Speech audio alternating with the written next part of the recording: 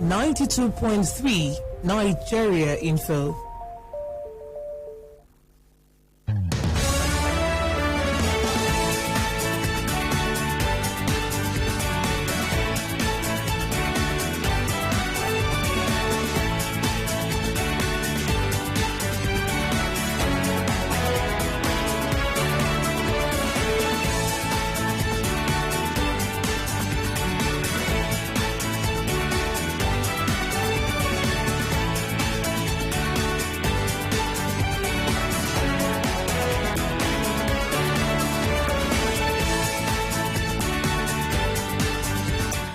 Good morning to you. Welcome to 92.3 Nigeria Info. 9 minutes gone past 11. I must profusely apologize that we're 9 minutes behind schedule. We're to start at 11 a.m. but due to some technicalities we had to sort out on the studio.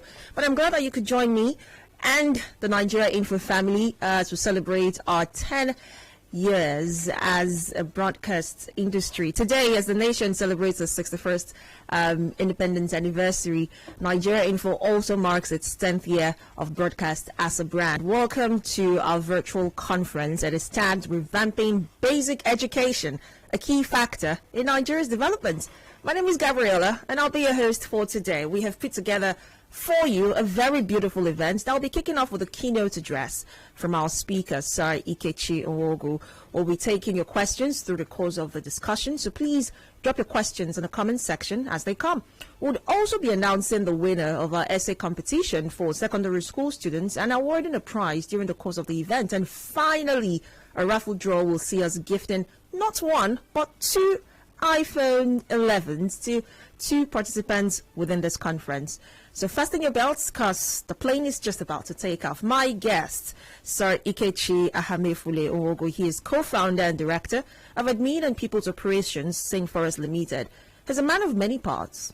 A fellow of the Mentoring and Career Development Institute of Nigeria, he's a performance strategist, an economic emancipator, an educational consultant, and a life coach who is passionate about leadership grooming, youth empowerment, and business growth and development. He's an author par excellence. His work and teachings have spurred on loads of people within and outside the shores of Nigeria to start or advance their businesses and push forward their life's causes. He's also a regular guest at several radio and television programs. He's happily married to his childhood heartthrob, Chingarum, and they're blessed with 4 lovely children. Please join me. Welcome our guest, Sir Ikechi Nwogu. Good morning. Good morning, Nigerians. Happy independence. Happy anniversary, Nigeria Info. Thank you so much. Yeah. You're welcome. Yeah, thank you. So today we'll be talking about revamping basic education as a key factor to Nigeria's development. But very quickly and very basically, we will refer to the UNESCO Institute for Statistics that defined basic education in 2 folds. One considers a whole range of educational activities taking place in various settings that aim to meet basic learning needs. That's defined by the World Declaration on Education for All in Thailand, 1990. The second definition comes from the ISCED, which is the International Standard Classification of Education. It defines basic education as comprising primary education, which is the first stage of basic education, and lower secondary education, which is the second stage. It goes on to say it also covers a wide variety of non-formal and informal public and private activities intended to meet the basic learning needs of people of all ages. This is interesting to note that the life of basic education is in the purpose. So basic education, in essence, promotes the basic standpoints of all learning interests. So it is enacting, it is founding, it is encrusting, it eventually forges society's building formations from cradle to career. It is the bedrock of lifelong learning. So we would ask, why basic education? Our school systems nurture the cream of our very national leadership across board. So we must be careful to note that all political leaders, all chieftains of industry, captains of industry, chiefs and people's community leaders, core business leaders would have come from a system that would have been founded on some level of basic education. And so we have to pay critical attention to this component of our lives, because if we don't play with a serious sense of dealership, then we might be compromising the best of our national life. So I could say in essence that the quality of leadership we will have eventually as a nation will stem from the quality of foundation that is laid. And it's commonly said, even in the Bible, if the foundation be destroyed, what can the righteous do? So the foundation of anything is really important. And beyond opening young minds up to refined knowledge, we must think about how basic education can affect our nation's development. And so we can say that basic education, first and foremost, enables vision for the young learners and spurs them onto the foretastes of creativity, self-reliance, and natural excellence. It teaches them to operate naturally. It boosts their intellectual capital to buy the future in influence, economic power, and national prosperity. Basic education opens doors of opportunity to know more, do more, achieve more, and become more. It encourages human capital appreciation, converting raw human potential to better refined products for national and global acclaim. Basic education builds bridges. It enables social interaction, participation, and inclusion. It transforms society through better idea generation for innovation and answers that bear change. Basic education empowers the nation to fetch answers to our own problems. So that nation that has a formidable basic education front will not always look to outsiders for their own answers. Yeah, it will get them to fetch answers for themselves. And so revamping basic education in Nigeria is our thought here, which is centered around the soul, spirit, and body of the child, the scholar in essence. And it is designed to turn around our educational landscape and outlook to create better deals and rewards for national transformation and an improved society. It seeks to address the psychomotor, the affective, and cognitive domains of the scholar. It is centered around amending the broken school system with a holistic approach that drives at national and rational diagnosis of sorts, with a view to supporting and strengthening what portions of government efforts are working, whilst also highlighting identified fault lines and finding lasting solutions to our educational future. And that's most of what we will be doing today. So how can we build on a nation with a good foundation? It starts from revamping the basic education ideals. And to revamp is to revitalize. To revamp is to build, to repair. To repair, like we said, to amend the broken school system. There is a school system in essence, and its walls are broken, its walls are torn apart. There seems to be insufficient attention paid to that sector. And so when we say we want to revamp basic education, because of the importance it lays to our formation as a people, as a society, as a nation, it's time to look at possible ways to sit down and begin to identify with possible fault lines. Are there fault lines? What are they? How can we begin to amend them and build on a future that is intentional, a future that is designed the way we want it to be, a future that not just catches up with the rest of the world, but also leads the pack, or helps us lead the pack in our own style of development. Yeah, and so, but we will not do that without highlighting some very common shock areas. So over the recent past, over the recent few decades, Nigeria has suffered a lot of shock, especially in the basic education sector.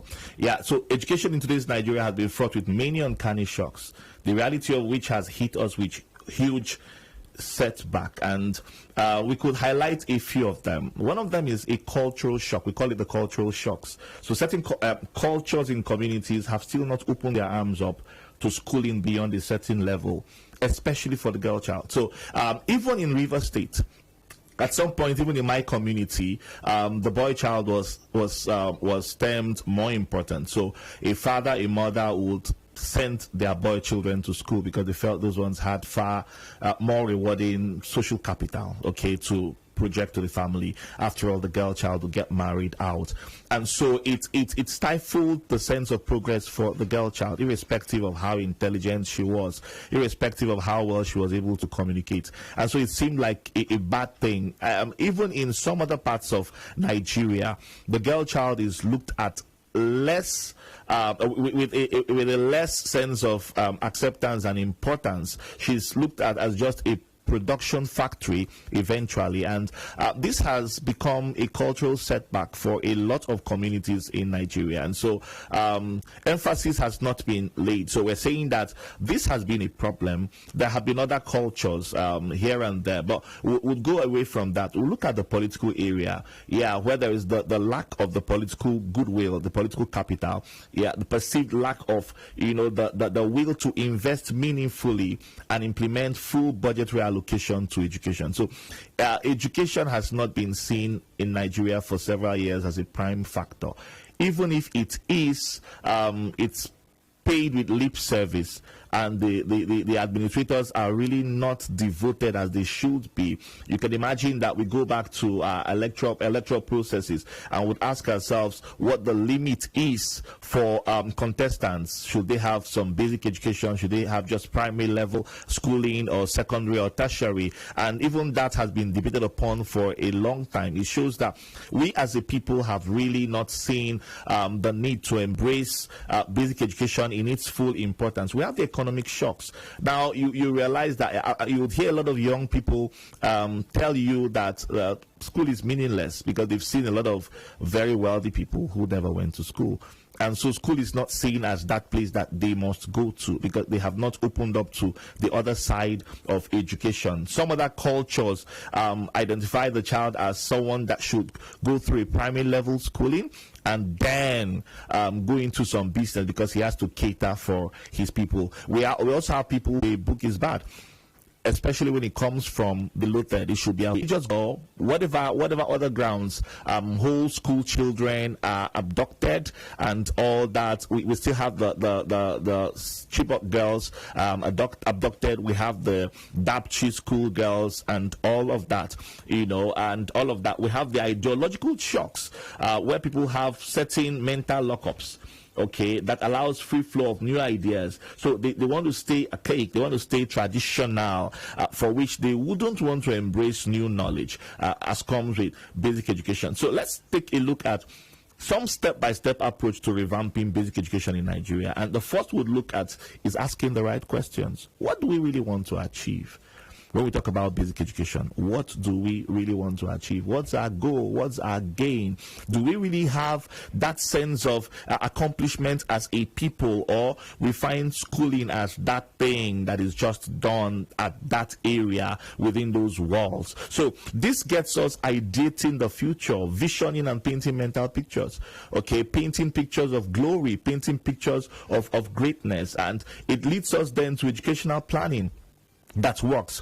Beyond the National Planning Commission and other planning agencies will be the need to sit down and begin to plan the future in style, in a way that suits us.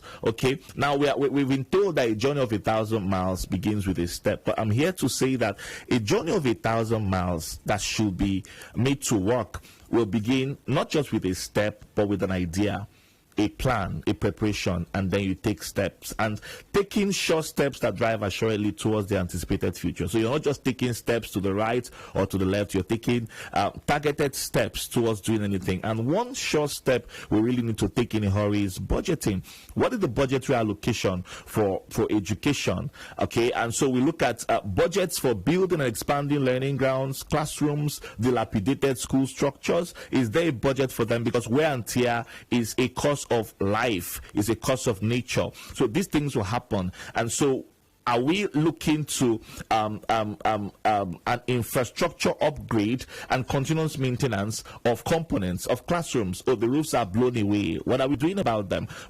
How do we must budget to engage the very best hands for the mission, the teachers. The teachers should be motivated, they should be inspired.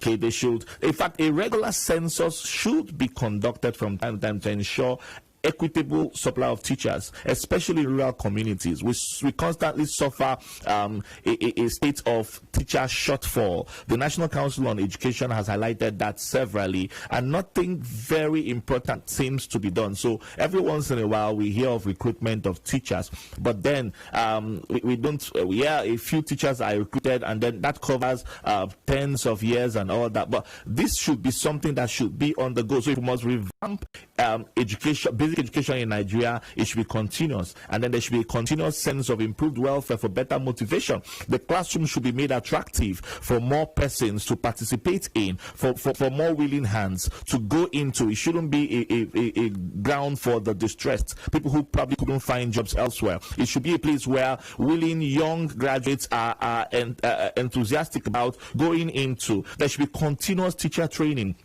There should be proper tooling. Teachers should be equipped, and the budgets should be set for that, okay? With the right laboratory apparatus, the right teaching aids, the right gadgets, the right everything. Research-inspired curriculum should not be taken for granted. So the curriculum should not just be developed, it should be research driven, not necessarily patterned after what obtains elsewhere, but what would really work for Nigeria. So the designed curriculum must accommodate bright, new and upcoming interests, especially with the STEM areas. So the step by step will mean science, technology, engineering and mathematics. The curriculum should be naturally upgraded, okay, styled periodically to embrace all of this, not just looking at the social areas, not just looking at the religious interests, but also fully accommodating science, technology, artificial intelligence, robotics, okay.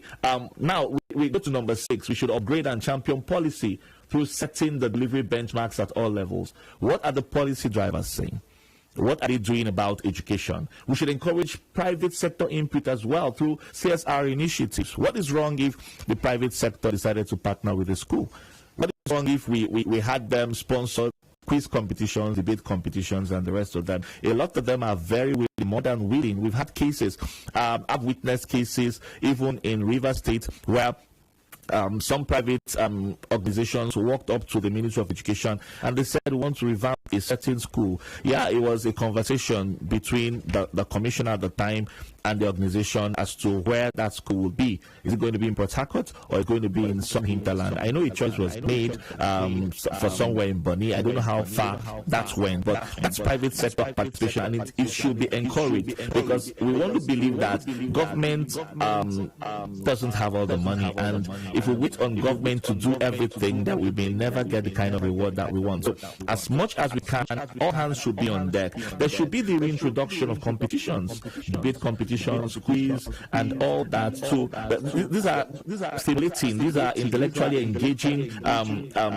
components of learning that get the child motivated naturally to function with natural excellence. We should design schemes for students with special needs. Special needs children should not be left out. If we must revamp basic education, it should be holistic. No one should be left out. I mean, that I don't have a leg or I don't have a hand shouldn't stop me, shouldn't stop my brain from functioning as it should. Out of school children are becoming a growing menace today, and which plan lies in wait for them? And so we would suggest as well that we should get in contact with them and find ways, because these ones will become a disaster for tomorrow if they're not fixed today. So how can we get them to school? I liked the policy at some point in Rivers State where the government made it a personal commitment to ensure that any child that is out of school within school time that should be in school, they will trace that child to his home and the parents will be arrested. There has to be a ready formula to ensure that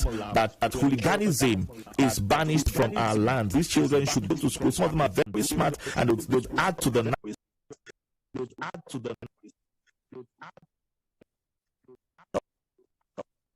sure that the gates are properly secured, properly protected. Broken fences should be built back up the same way you would a bank, the same way you would a government house. Security systems should be put in place, CCTV cameras and all that, because there's growing insecurity, especially within these soft target areas. So the children learn safely. They feel that sense of accommodation to learn and relax, irrespective of what is going on out there. They are not distracted. They're not made to face a situation of one step in school, one step at home. The schools are shut down for 10 days because of insecurity. No, it would be nice. We should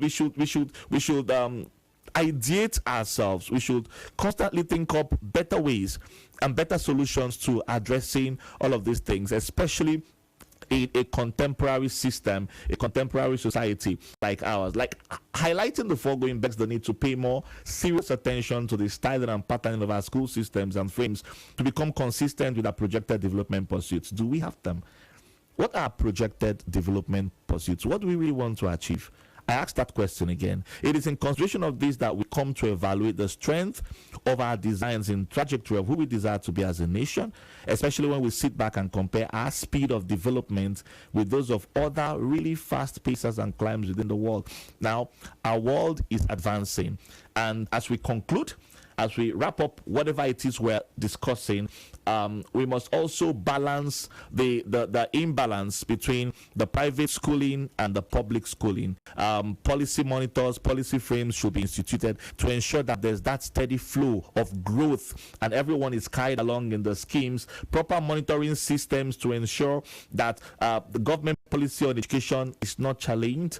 We encourage operational, we ensure that operational rascality is not encouraged. Schools within the private domains should not just do anything they want to do because they find it to do it. Okay, there would be no distortion of the vision for better educational performance. In fact, we could say that every frame for better education and basic education should be harmonized. Operations should be harmonized, and thought and patterns and styling, whether it's the Montessori pattern or a model or the Waldorf Astoria model, whatever the model is, whether it is a comprehensive model, whether it is the grammar school model, whatever school model should be targeted at a frame and approved by government with a view to developing the nation in time to come. Amazing. Thank you so much for such a delivery. I mean, these kind of conversations are kind of conversations we need to remind ourselves of every single day, so that we can actually see the desired changes we need within that sector of education. Well, now is the time we get to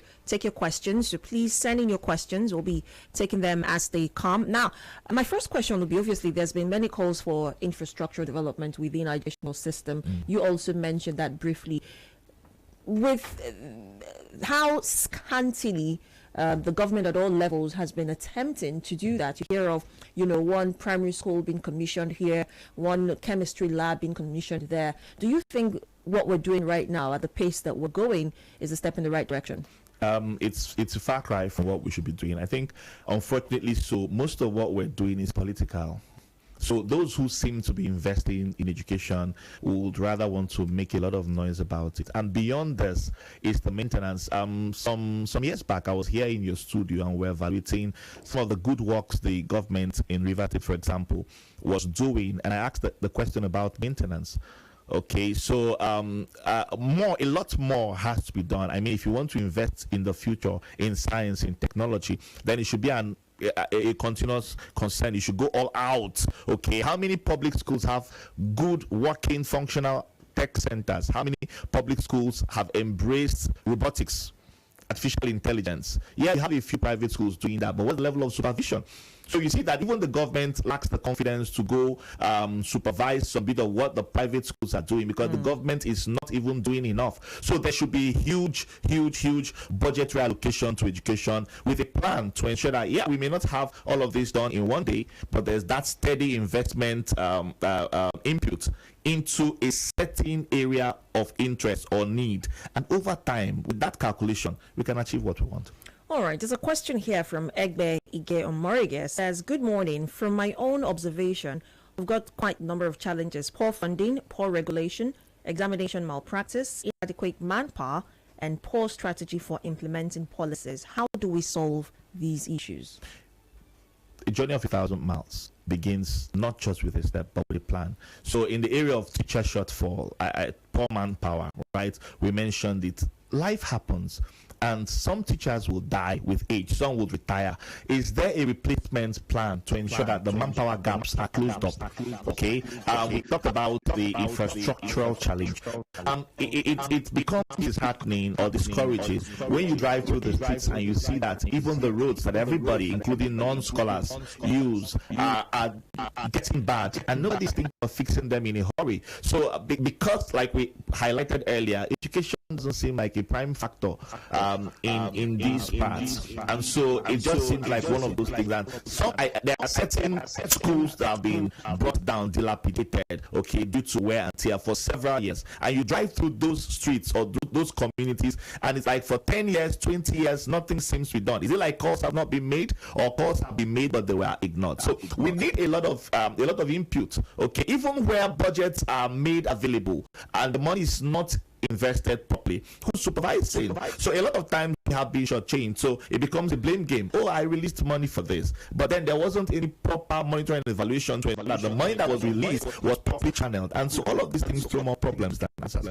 Just like you mentioned, I was going to ask that as well. When it comes to budget allocation, many people say that's not really the problem. The main problem is implementation of the allocation. So with all of these that we already know are existing challenges within the sector, what do you think can be done actively to ensure that, you know, implementing the budgets as regards education is actually a reality? There are ministries, departments and agencies that are assigned with such tasks, even within the Ministry of Education. And then we've got the Inspectorate Division that moves around to schools, ensuring that policies and proper teaching is being carried out. And they do these things periodically, but then they tender their reports, and who gets the reports? And so when it gets to the seat of administration and then reviews are made, okay, is there that supervision?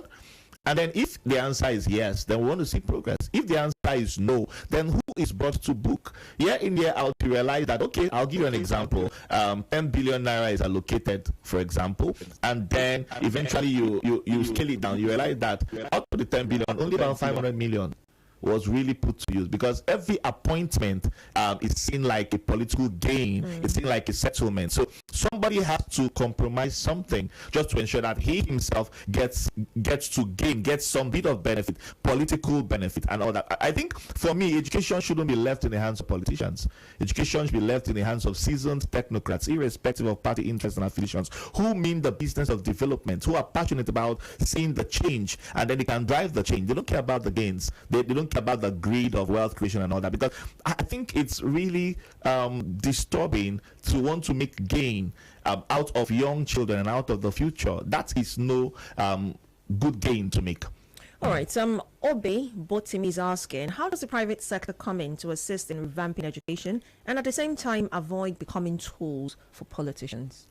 You can't avoid becoming tools for politicians. Every politician, I'm sorry to say this, every politician wants a certain kind of glory, okay, whether or not he does well. And so when the private sector comes in, now the private sector is encouraged to come in as an investment desire, because, you know, somebody has to do this.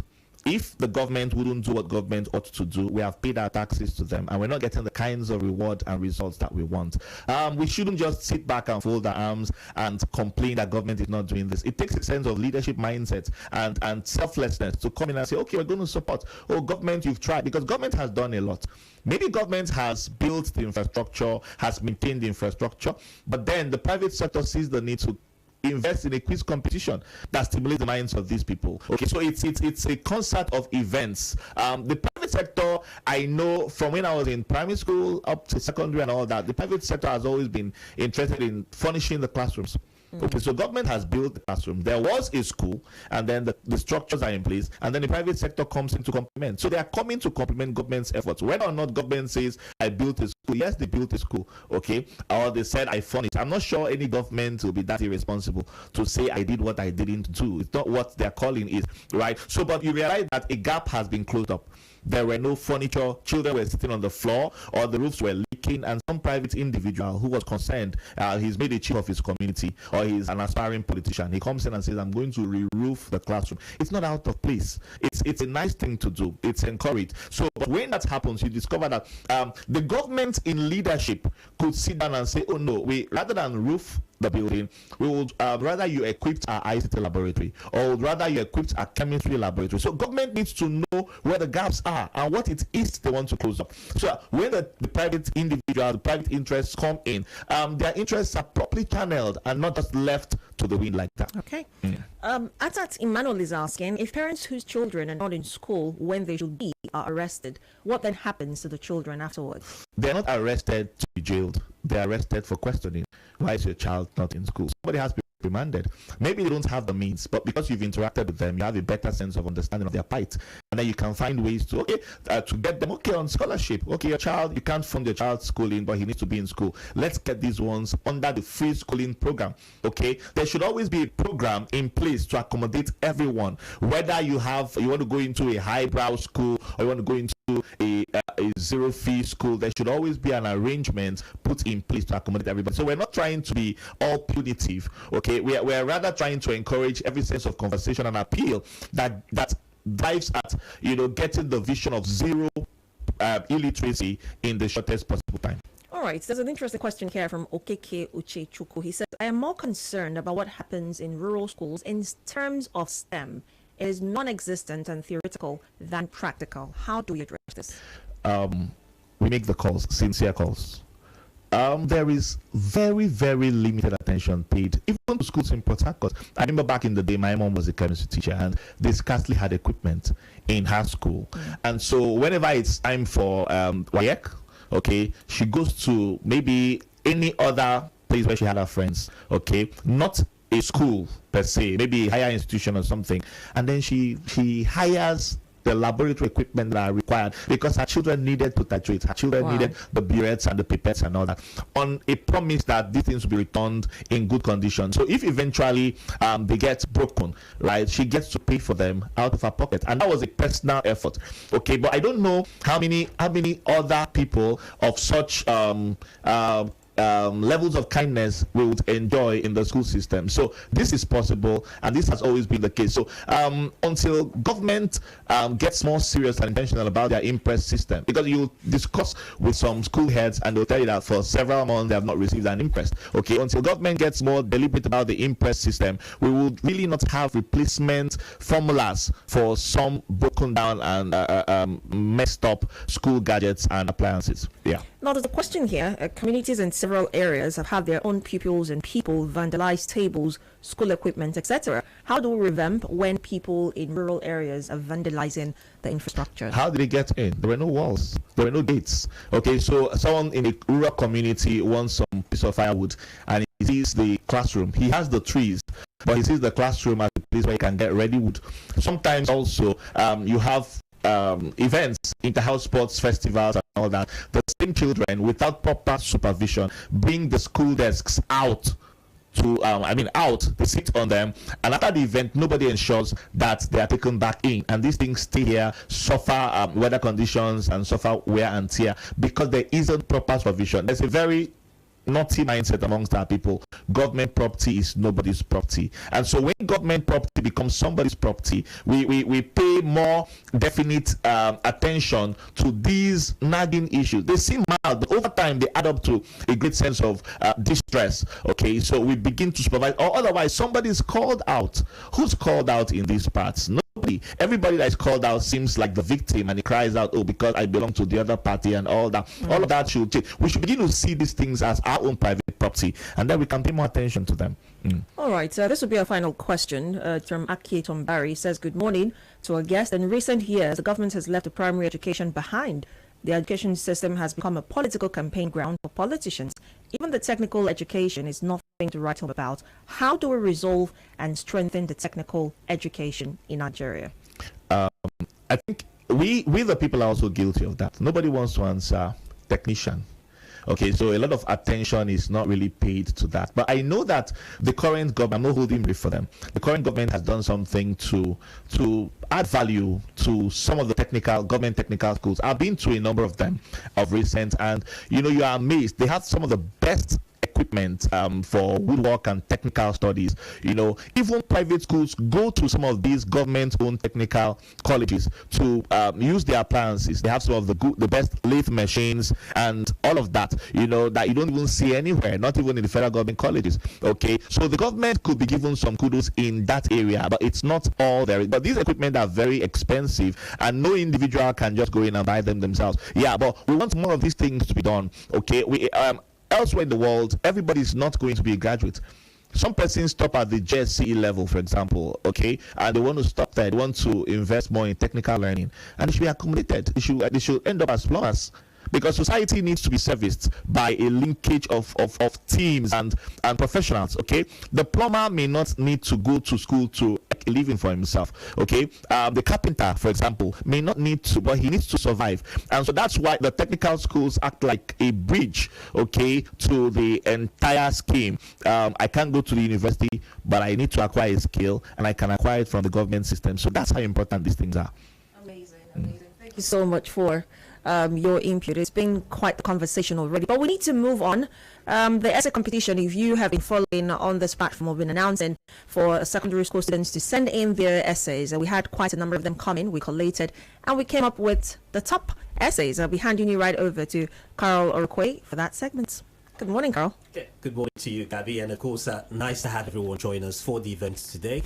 The essay competition, we had over 70 essays from different students from secondary schools, going beyond even Port Harcourt here, and we picked 5 of them. 5 essays made the top 5. One from Alabo Deborah, who is from Hilltop Montessori School, Onoha Jasper Onoha from Trinity International School, Victor Uzoma from Ulok International School, Rumawolu, and we had also Chukwebuka Okuma from Brainford High School, and also Oseni Oluwabumi from the Federal Government College, Port Harcourt. And by the way, for the essay sent in by Oseni Oluwabumi from Federal College, Port Harcourt, that actually wins essay for the best essay for the competition. I'll just quickly read through it. You can see it on your screens there. Basic education is important for Nigeria's development because it lays an intellectual foundation by providing the primary knowledge required for humans and national progress. It also lays the foundation for all other levels of education and provides an avenue that enables young ones to build their morals, intellectual skills, literacy skills, vocational skills, and relationships with others.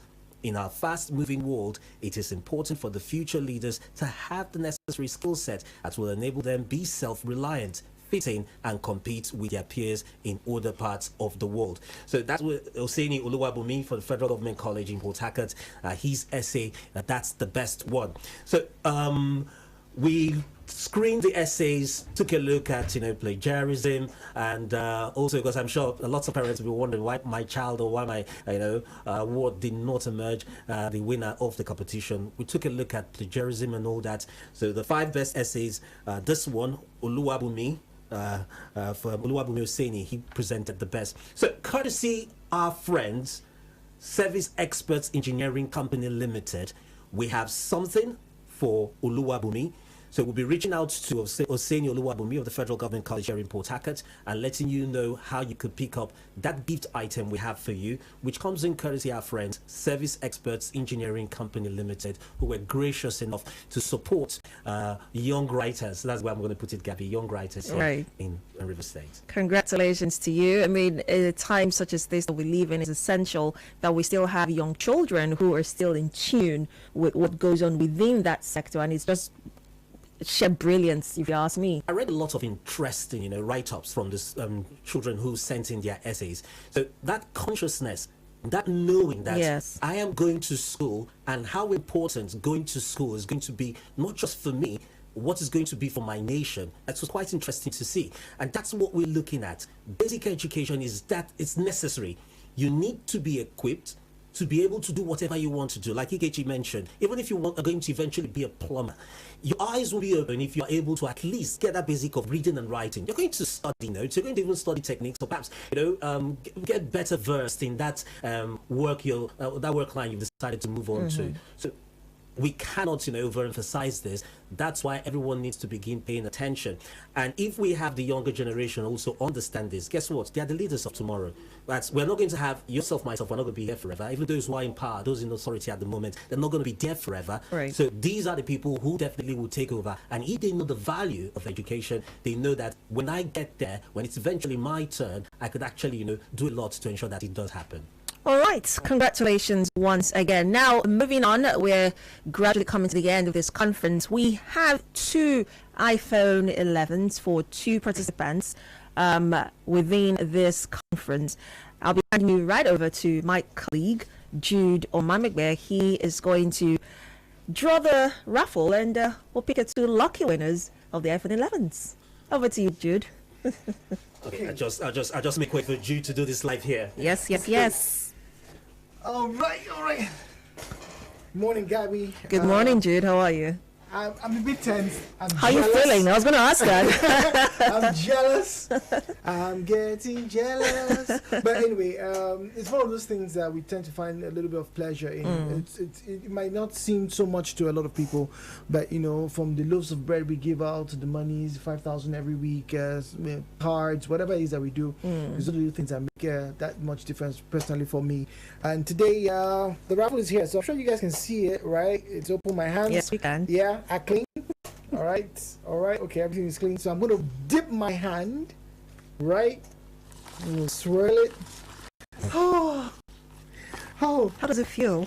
it feels scary because I feel like I'm holding the happiness of two persons for the rest of this year. Okay. All right. So, all right. Still swirling. I can't say anybody's name, unfortunately. All right. So, first name out of the pot is 𝙍𝙚𝙫𝙖𝙢𝙥𝙞𝙣 Chukwumalu, right? Congratulations. 𝙍𝙚𝙫𝙖𝙢𝙥𝙞𝙣, all right? 𝙍𝙚𝙫𝙖𝙢𝙥𝙞, or I don't know if you can say that. Something. Yes, okay. And then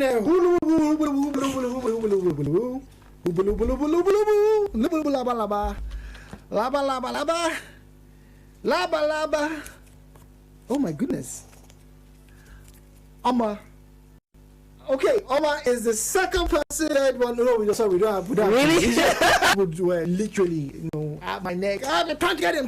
But well, if we are still here next year, all things will go. Who knows? Maybe we'll just give out a car or two. Ooh, right? okay.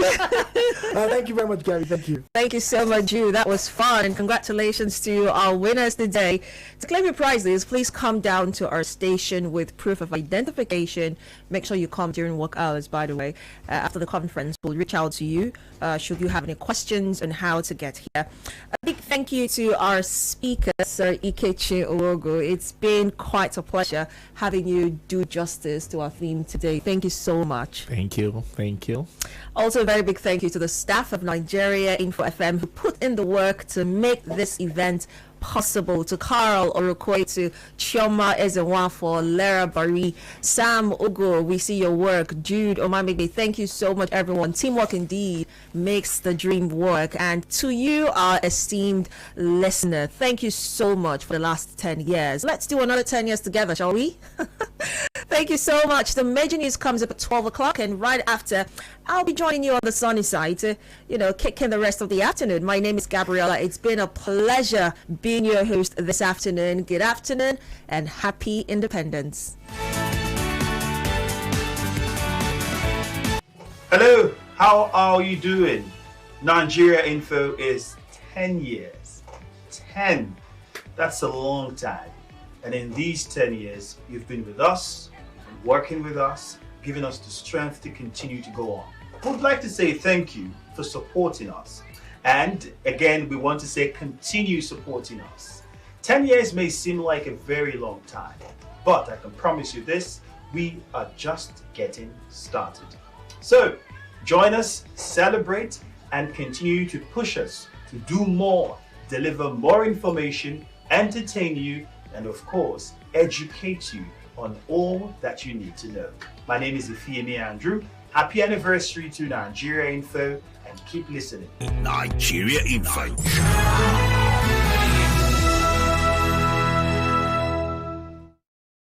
Hi, I am Denise Dennis, broadcast journalist, Nigeria Info FM. For 10 amazing years, we have worked hand in hand together to bring you the very best conversations from around the world. We couldn't have made it this far without you. As a matter of fact, you are the real MVPs. We've grown stronger, bigger, and better, talking for development. We will continue to do more. Happy 10 years anniversary. Nigeria Info.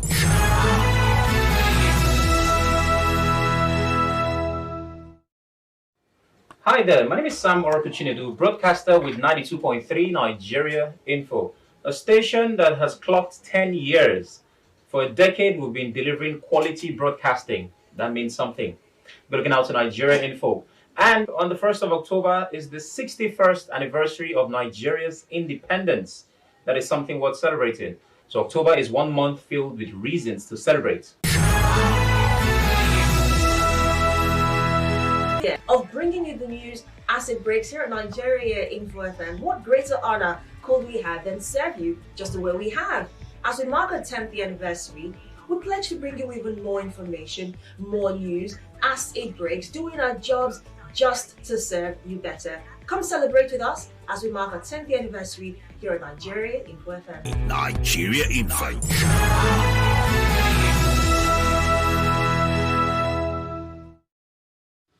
Now, it's indeed been 10 years of Nigeria Info, 10 years of educating the people, letting the people know that development doesn't come from remaining docile and doesn't come from you not participating and knowing what's happening around you. We hope to have more years ahead in which Nigerians come, not just only talk about development, but Nigerians become more active in seeing that we get a Nigeria of our dreams, we get a country that indeed we can be proud of. Nigeria Info.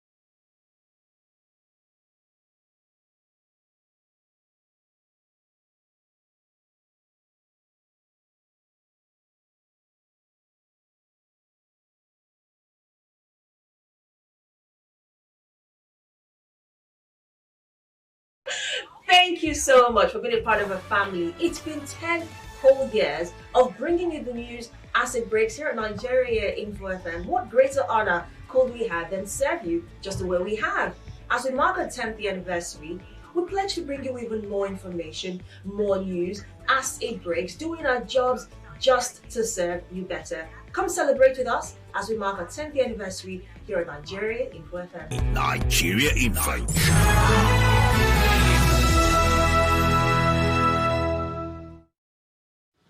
Now, it's indeed been 10 years of Nigeria Info, 10 years of educating the people, letting the people know that development doesn't come from remaining docile and doesn't come from you not participating and knowing what's happening around you.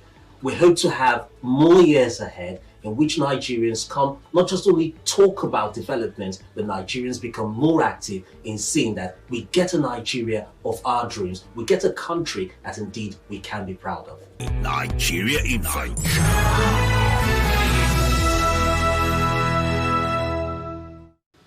Now, it's indeed been 10 years of Nigeria Info, 10 years of educating the people, letting the people know that development doesn't come from remaining docile and doesn't come from you not participating and knowing what's happening around you. We hope to have more years ahead in which Nigerians come, not just only talk about development, but Nigerians become more active in seeing that we get a Nigeria of our dreams, we get a country that indeed we can be proud of. Nigeria Info.